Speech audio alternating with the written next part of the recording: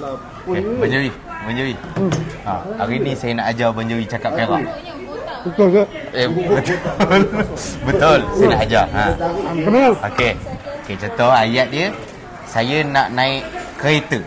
Saya nak naik kereta. Okey, dalam bahasa Peraknya, awak nak naik mentaka. Okey.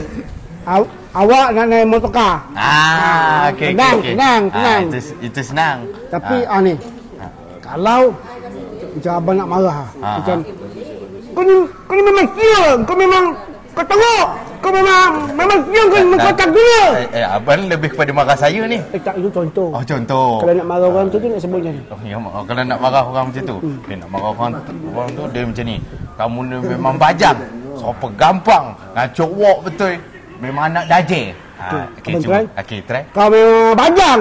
Kau memang gampang. Kau memang gampang betul-betul kau ni. Kau memang binatang. Kau memang Ni marah saya.